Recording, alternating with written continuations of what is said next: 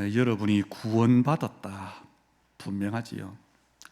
그렇다면 우리는 생각이 또 우리의 보는 눈이 달라야 된다 그랬습니다. 그래서 우리가 구원받았을 뿐 아니라 오늘 우리는 뭘 알아야 되느냐?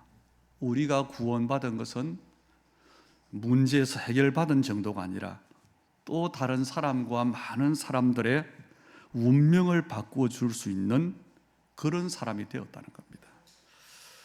그래서 여러분이 또 모든 사람이 그렇지요. 정확한 복음, 예수가 그리스도다. 그 복음을 듣고 그 예수님을 인격적으로 영접하면 운명이 바뀝니다. 그런데 복음 아닌 말은 아무리 듣기 좋은 말이요, 아무리 고상한 말이라 할지라도 운명을 바꿀 수는 없습니다. 만약에 내가 어떤 사람을 도와주는데 내 온 마음을 다하고 내가 가진 모든 재산을 다하고 모든 시간을 들여서 그 사람을 도와준다면 그 어려움 당한 사람의 도움이 되겠지요. 도움은 되지만 그래도 그 사람의 운명은 바꿔줄 수가 없습니다. 거꾸로 말하면요, 어떤 도움이라 할지라도 그 사람의 운명을 바꿔주지 못하는 것은 참된 도움이 될 수 없다는 말입니다. 또 우리가 어떤 사람을 사랑하는데 목숨보다 사랑한다고 할지라도 그 사람의 운명을 바꿔주지 못한다면 그건 참된 사랑이 될 수가 없지요. 이것은 꼭 어떤 대상을 극한한 게 아니라 부모와 자식 간에도 그렇습니다. 정말 부모와 자식이 또 부부가 아무리 사랑해도 운명을 바꾸지 못한다.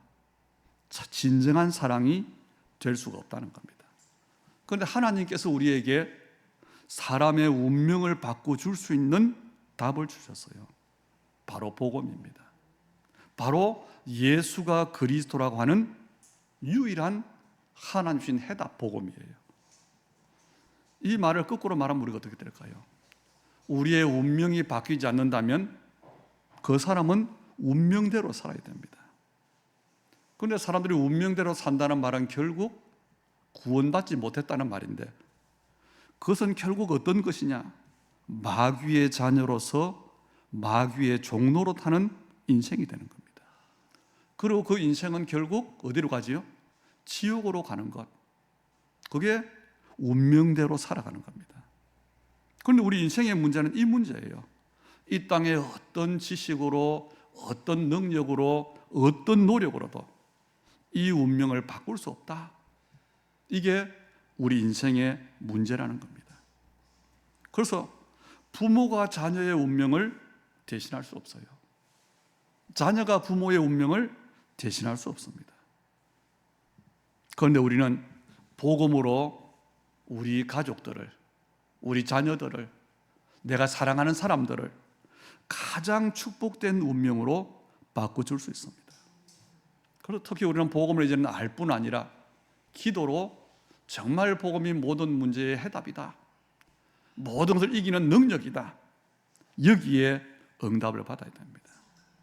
우리의 몸에 사지가 있고 오장육부가 있고 우리 몸에 우리가 알 수 없는 많은 기관들이 있잖아요. 모든 것이 중요해요. 지난번에 우리 사모가 보니까 막 증상이 굉장히 심각한 증상이 많이 왔어요. 어지럽기도 하고 떨리기도 하고 힘이 빠지기도 하고. 그런데 그게 한 가지 원인이 뭐냐니까 다른 것으로 올 수 있지만 일단 직접적인 원인은 전해질 저하증인가 이래요. 전해질이 불균형한 겁니다. 그랬더니 원인이 어디서 왔냐? 갑상선에서 문제가 왔어요. 우리 눈에 보이기에 우리 기관 속에 아주 작은 것 하나, 그 하나 문제가 왔는데 우리 몸의 전체 어떤 균형을 이루어주는 전해줄에 불균형이 온 겁니다. 이것 때문에 오는 문제의 결과는 굉장히 심각해요. 그런데 우리 몸이 다 중요하지만 그래도 중요한 게 있어요. 뭘까요? 뇌와 심장이 중요합니다. 그렇죠? 우리 뇌는요, 그 중에 특히 우리의 뇌는 우리의 모든 것을 지시하는 기관이에요.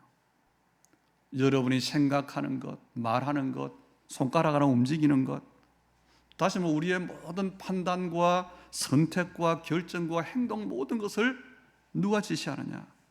우리의 뇌가 지시하는 거예요. 그런데 우리의 뇌는 제 의학을 말하는 게 아니고 세 가지로 되어 있잖아요. 전두엽이 있고 후두엽이 있고 측두엽이 있는데 그 중에 전두엽이 하는 길이 바로 이거예요. 판단과 또 감정을 컨트롤하는 것과 집중하는 것들. 이건요, 우리가 IQ가 좋다, 공부를 많이 해서 내 안에 지식이 많다, 그것과는 다른 말이에요.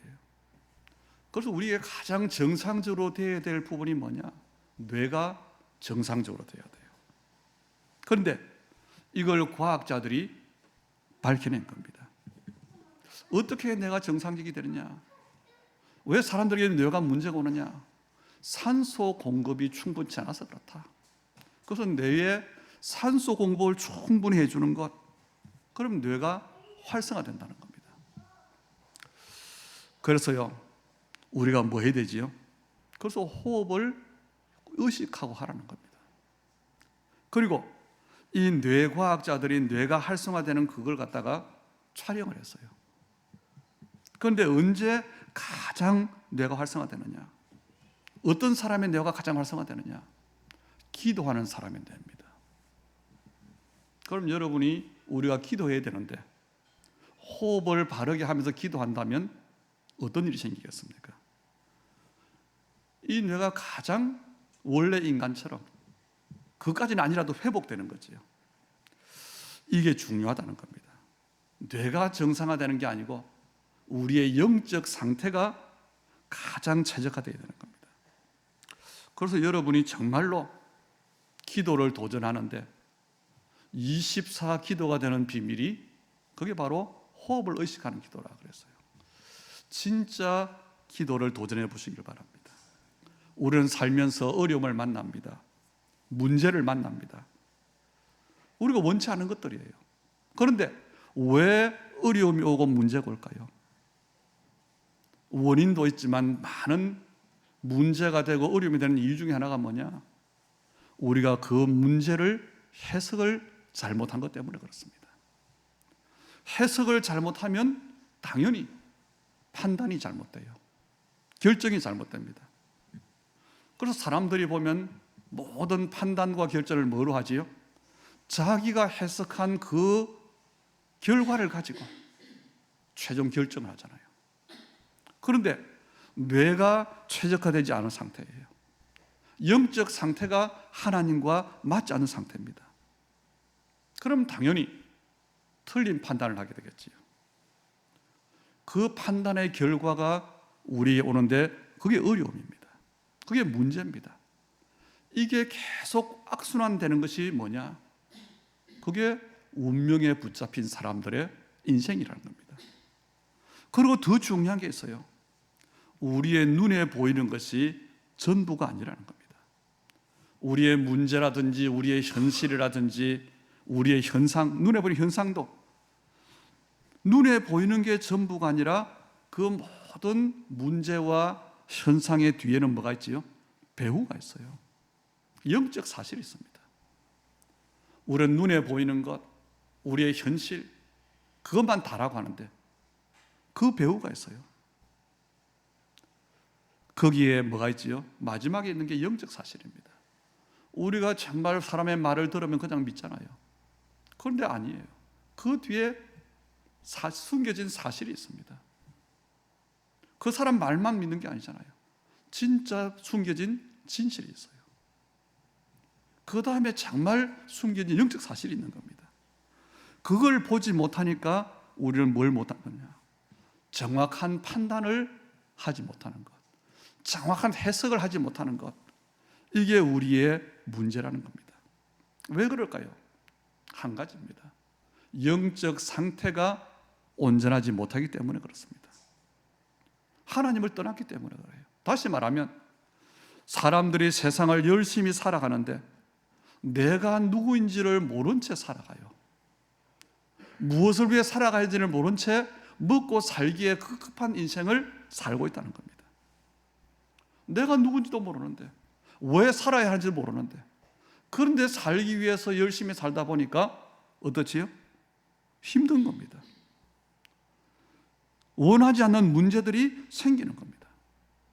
그래서 영적인 문제가 오는데 육신까지 무너지고요, 육신의 문제가 오는데 영적인까지 무너지고, 이렇게 사람들이 무너져요. 왜냐? 육신적으로도 그리고 영적으로도 해석을 잘못하기 때문에 이 상태가 해결이 안 되니까 일평생 계속되는 겁니다. 그 결과가 뭐냐? 염려 24의 인생을 살 수밖에 없다는 겁니다. 이게 운명이라는 거예요. 여기에는 어떤 사람도 예외가 될 수 없습니다.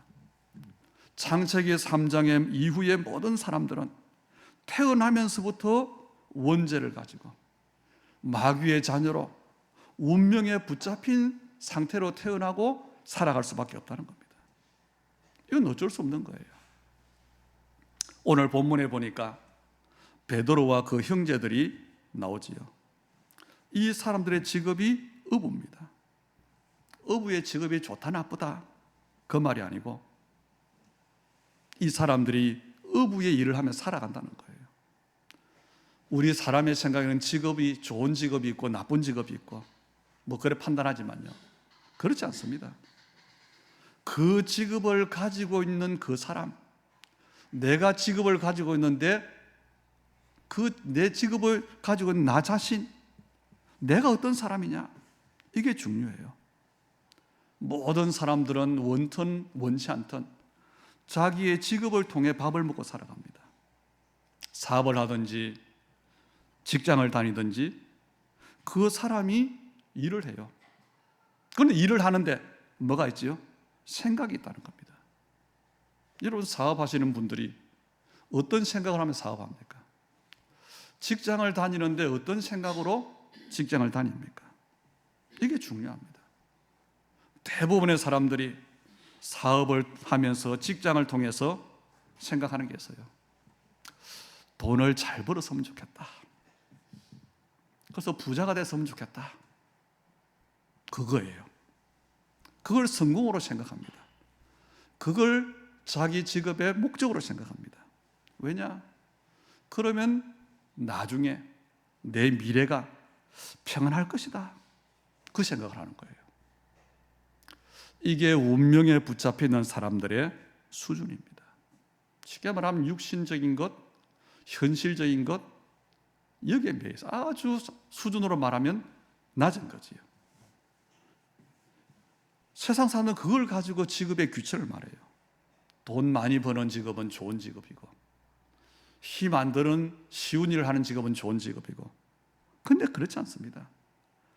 어떤 직업이든지 오히려 사람들이 전혀 알아주지 않는 직업이라 할지라도 정말 그 사람이 예수 그리스도 복음을 만나면 그 직업은요, 세계 복음화에 쓰임 받는 직업이 된다는 겁니다.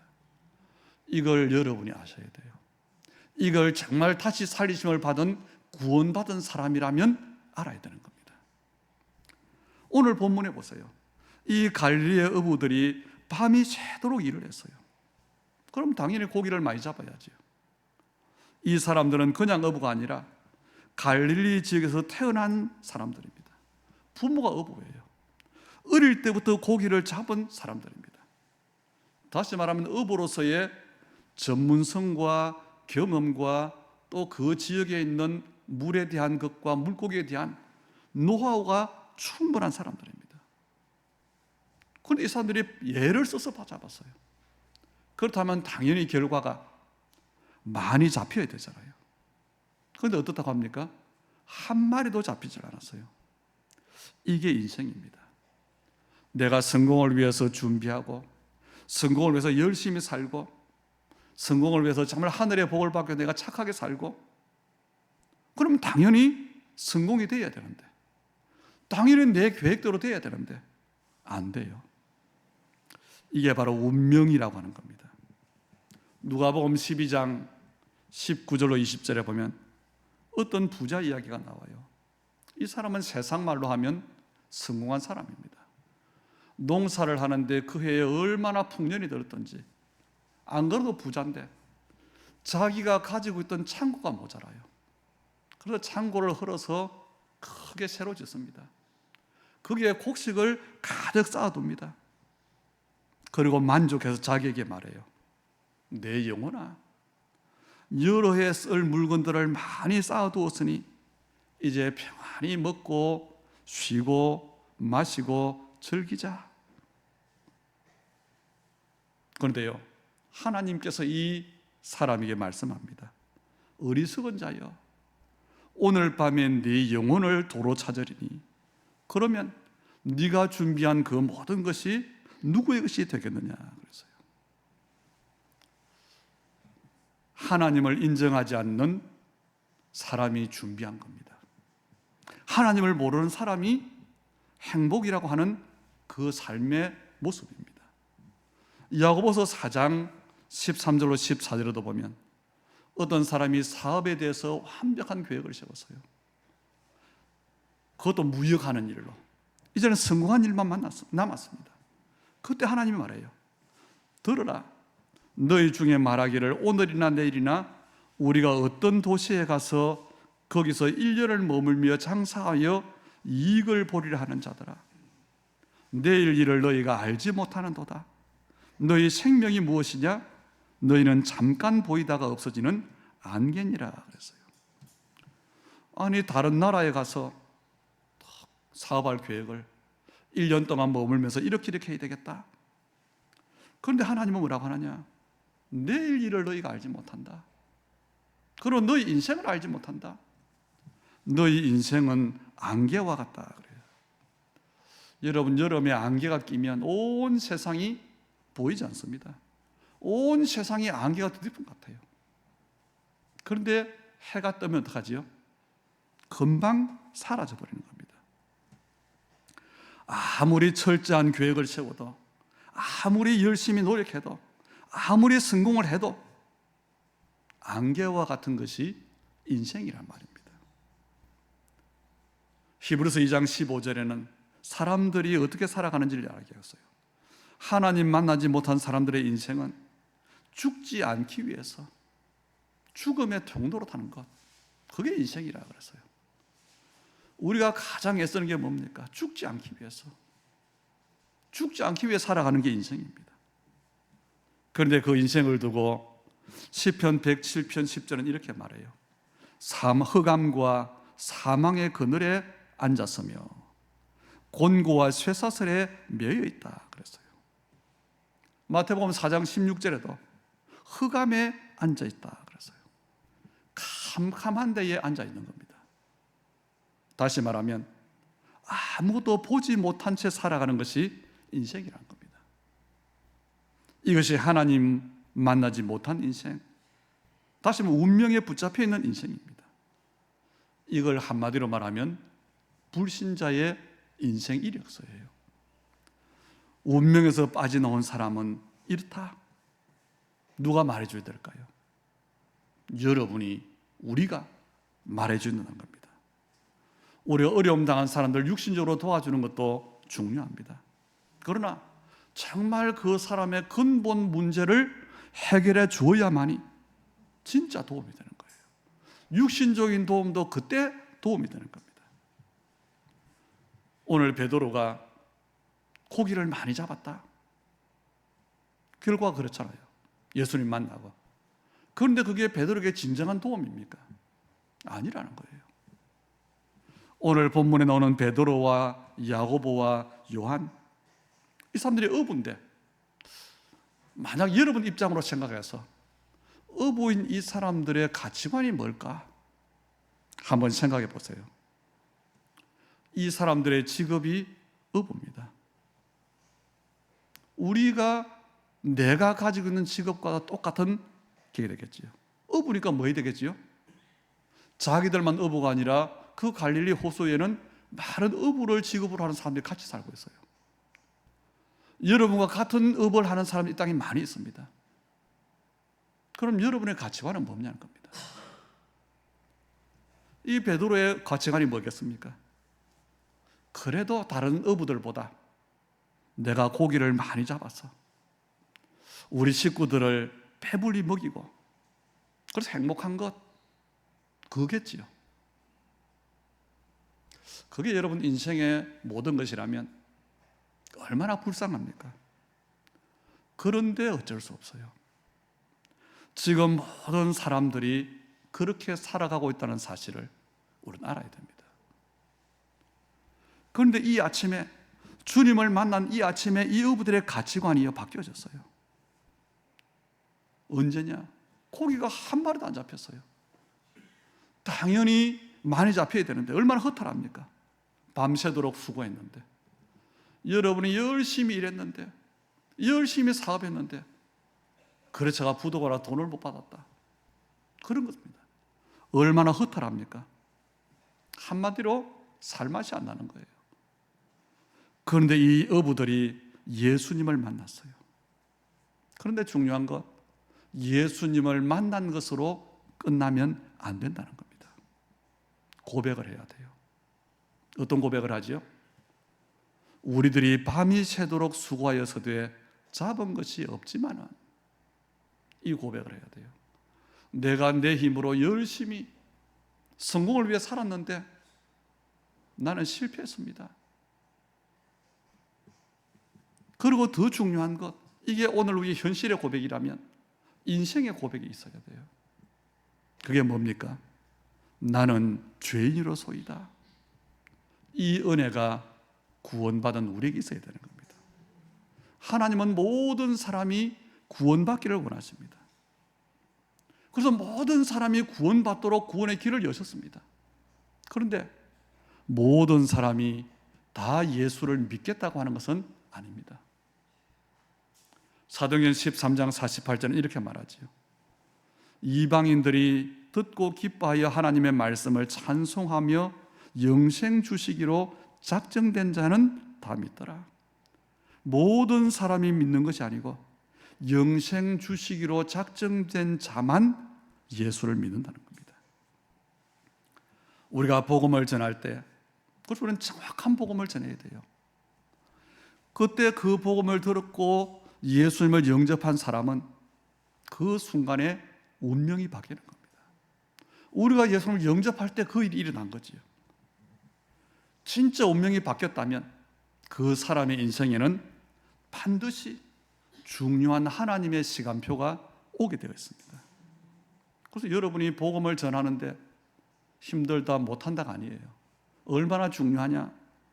우리는 전도해서 그 사람을 교회에 오는 것으로 생각하지만 아니에요.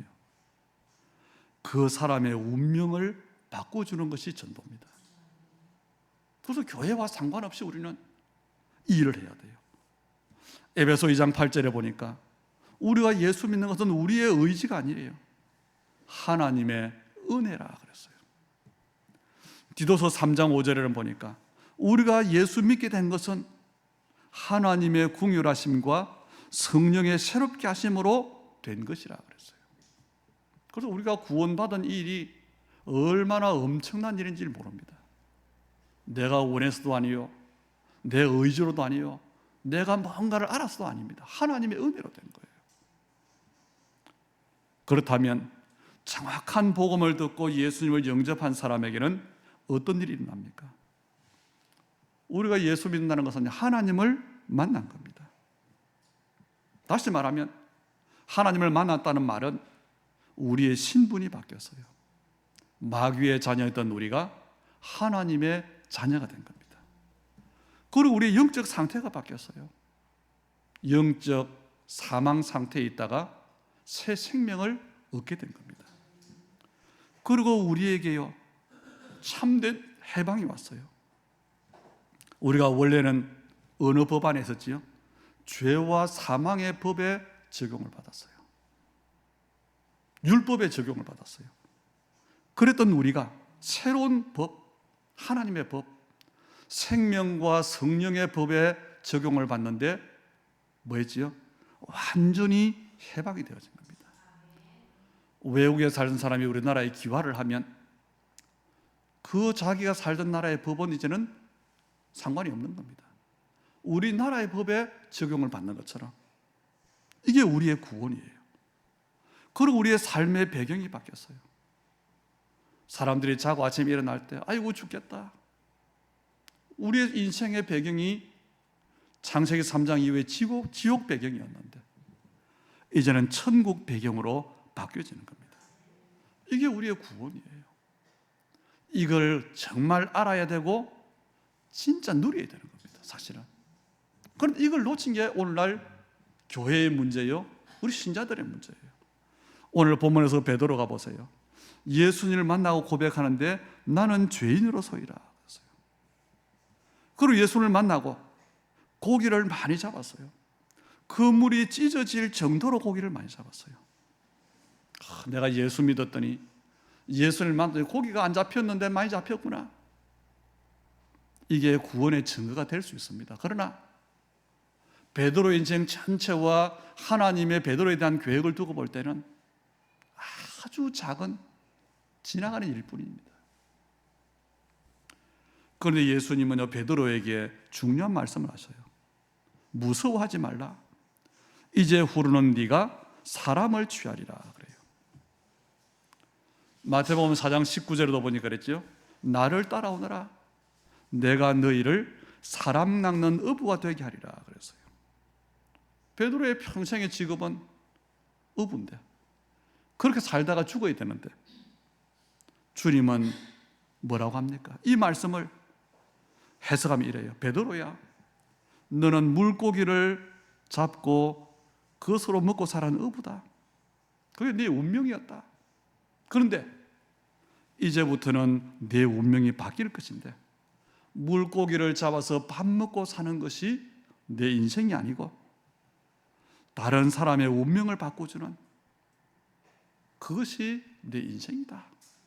그 말입니다. 이게 사람을 취할 것이라는 말의 뜻이에요. 예수 믿었더니 돈을 취하리라, 명예를 취하리라 아니잖아요. 예수 믿으면 돈을 많이 버는 게 아닙니다. 명예나 권세와 성공이나 부귀영화가 오는 게 아니에요. 예수님을 영접하고 하나님의 은혜가 임한 사람에게는 다릅니다. 예수님의 부르심이 무엇인지를 알아요. 베드로에게 그 일이 일어난 겁니다. 성경은 성령이 하시는 말씀을 들을 수 있는 귀가 복되다 그랬어요. 우리가 복음을 들었는데 그 복음을 받아들인 그 영이 축복된 건 줄 알아야 됩니다. 베드로가 이걸 알아들었어요. 그래서 뭐 하지요? 배와 그물과 모든 것을 버려두고 예수님을 따라갑니다. 왜 그럴까요? 지금 내가 가지고 있던 것, 내가 생각했던 것, 내 가치관 다 버려도 괜찮다고 할 만큼 가치가 발견된 거예요. 그래서 우리가 바르게 예수를 믿으면 운명이 바뀝니다. 우리가 무엇 때문에 살아갈 것이냐? 삶의 목적, 사명이 바뀌어요. 그리고 살아가는 삶의 내용이 바뀌는 겁니다. 왜 살아야 하는지, 무엇 때문에 살아야 하는지 답과 결론이 내려지는 겁니다. 우리의 사명은 뭘까요? 여러분의 사명은 뭡니까? 복음 전하는 거예요. 가난하면서 복음 전하는 게 아니고 하나님은 복음 전하는 일 때문에 필요하다면 거기에 돈을 주시는 겁니다. 이게 우리의 삶이에요. 우리가 정확한 복음을 전하면 그 복음 받은 사람의 운명이 바뀌어요. 그리고 우리의 현장에, 우리의 현실 속에 있는 또 그 사람 속에 있는 사탄의 망대가 무너지는 겁니다. 흑암과 저주의 권세가 떠나가는 겁니다. 죄와 마귀와 지옥 권세가 완전히 무너지는 게 뭐냐? 그게 복음 전하는 거예요. 그걸 내가 복음 누리는 겁니다. 내가 복음을 누릴 때에 내게서 이게 무너지는 거고, 내가 복음 전할 때에 그 복음 듣는 사람에게 이런 일이 일어나는 거예요. 그럼 오늘 우리의 문제는 간단합니다. 오늘 세상 사람들은 교회의 문제가 많다고 생각합니다. 성도들의 문제가 많다고 생각합니다. 그럼 교회의 문제는 뭐며 성도들의 문제는 뭘까요? 여기 답이 나오잖아요. 틀린 복음을 가지고 있다는 겁니다. 틀린 신앙생활을 하고 있다는 겁니다. 복음이 희미하다는 게 문제예요. 그래서 예수님을 두고 고백하기를 세례 요한이라고 고백하는 겁니다. 엘리야나 예레미야 선지자라고 고백하는 겁니다. 이게 오늘날 교회의 문제예요. 갈라디아 1장 7절로 8절에 바울은 이걸 가리켜서 다른 복음, 틀린 복음이라고 했어요. 그래서 경고했습니다. 근데 우리가 너에게 전한 복음 외에 다른 복음을 전하면 저주가 있을 것이라 그랬어요. 여러분, 저주? 그래서 사실은 교회가 왜 문을 닫느냐? 이 저주입니다. 저주가요, 교회 불나는 게 아니에요. 교회 재정이 어려워지는 게 아닙니다. 교회가 다른 복음을 전하는 거예요. 정확한 복음을 전하지 못하는 게 교회의 저주예요. 이게 성도의 저주입니다. 그래서 틀린 복음을 가지고 있으니까 교회를 다니지만 예수 믿는 성도의 자기 자신의 운명이 바뀌지 않는 거예요. 그러니까 당연히 다른 사람의 운명은 바꿀 수가 없지요. 이것이 전 세계에 지금 교회들이 문을 닫는 이유입니다. 이것은 꼭 교회가 아니라 모든 직업에 그래요. 식당이든지 병원이든지요. 본질을 놓치면 그렇게 될 수밖에 없지요. 교회의 본질은 뭐냐? 아무것도 더하거나 빼지 않는 예수는 그리스도다. 이 복음만 전하는 게 교회의 사명이에요. 그래서 여러분이 먼저, 그래서 계속 강조하고 하나님이 말씀 주는 이유가 이겁니다. 여러분이 먼저, 우리가 먼저 그리스도에 대한 답이 내려져야 돼요. 왜냐? 정확한 복음을 말해야 되기 때문에. 그런데 대부분의 성도들이 어떠냐? 마태복음 7장 21절에 보니까 입으로만 주여 주여 한다고 했어요. 입으로만 주여 주여. 하나님을 알지 못하면서, 하나님의 뜻을 알지 못하면서. 그래서 예수님이 그랬잖아요. 주여 주여 하는 자마다 다 천국에 들어갈 것이 아니요 내 아버지의 뜻대로 행하는 자라야 들어간다고 했잖아요. 하나님의 뜻을 모르면서. 그럼 우리의 문제가 여기 나오잖아요. 요한복음 6장에 보면 예수님이 오병이어의 기적을 일으켰는데 거기에 사람들이 감동을 받았어요. 끝까지 예수님을 따라옵니다.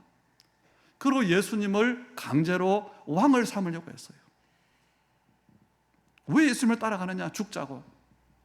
예수님이 누군지를 알고 믿는 것이 아니고 떡을 주는 사람으로 알고 따라가는 거예요. 그래서 그 사람들의 기도하는 주제가 있어요. 이 떡을 항상 우리에게 주소서 그랬어요.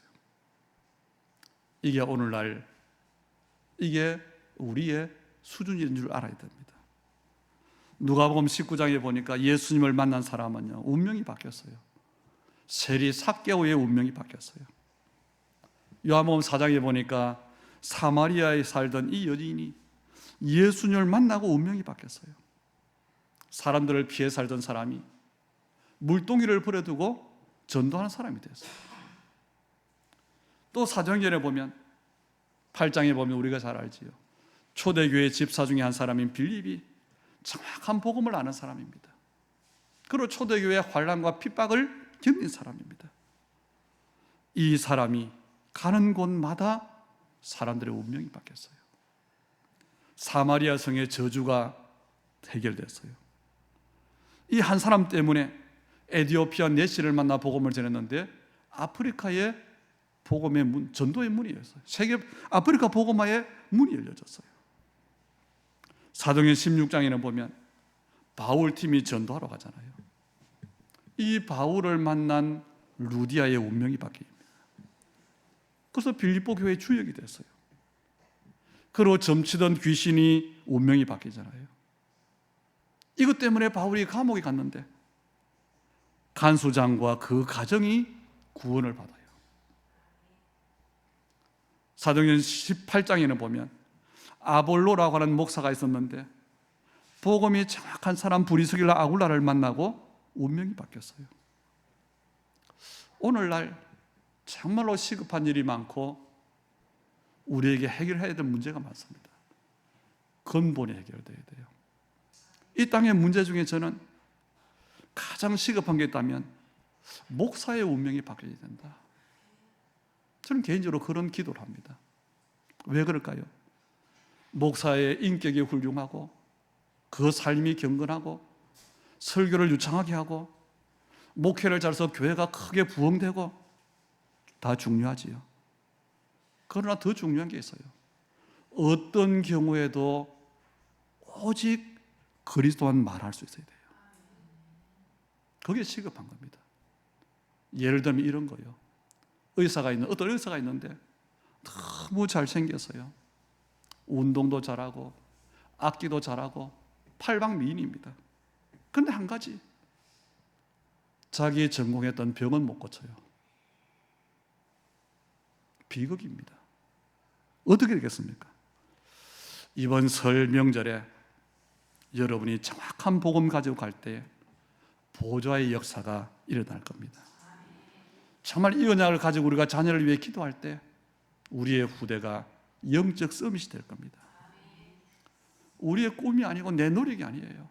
진짜 언약 가지고 기도할 때 하나님은 우리 교회에 새들의 중요한 성전의 시간표를 주실 겁니다. 그래서 이번 설에 여러분은 운명이 바뀌어졌어요. 운명을 바꾸어 주는 이 축복을 누리게 되시기를 주의 이름으로 축원합니다. 좋으신 아버지 하나님, 영광과 찬송을 돌려드립니다. 운명을 바꿔주는 사람이라는 말씀을 받았습니다. 우리 힘으로 운명을 바꿀 수 없기에 하나님께서 예수님을 보내주신 줄 믿습니다.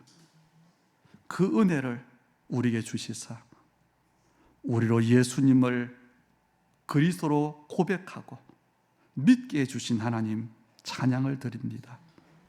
오늘도 예수님을 그리스도로 고백합니다. 우리 인생이 예수가 그리스도라는 원색 복음만 말하는 증인의 인생이 되게 하여 주옵소서. 그래서 우리 전도자들이 가는 현장마다에 사람의 운명이 바뀌는 역사가 있게 하여 주옵소서. 특별히 이번 설 명절에 우리 전도자를 통해서 가정과 가문에, 그리고 현장에, 또 운명 바뀐 그 사람들을 통해서 237 나라 5천 종족으로 확산되는 하나님 나라의 일이 되도록 축복해 주시옵소서. 우리 예물 드림을 연락해 주시고 하나님 나라의 참 증인되는, 정말로 하나님 참된 언약적 가치관을 가진 믿음의 사람들에게 빛의 경제로 정말로 하나님 한나라를 책임질 만큼의 그런 가정과 가문의 축복으로 주님 응답하시고, 특별히 하나님 우리에게 이 시대에 하나님이 원하시는 교회로, 하나님이 원하시는 증인의 삶이 되도록 우리의 일과 업을 두고 주님께서 축복하여 주시옵소서. 예수님 이름으로 기도하옵나이다. 아멘.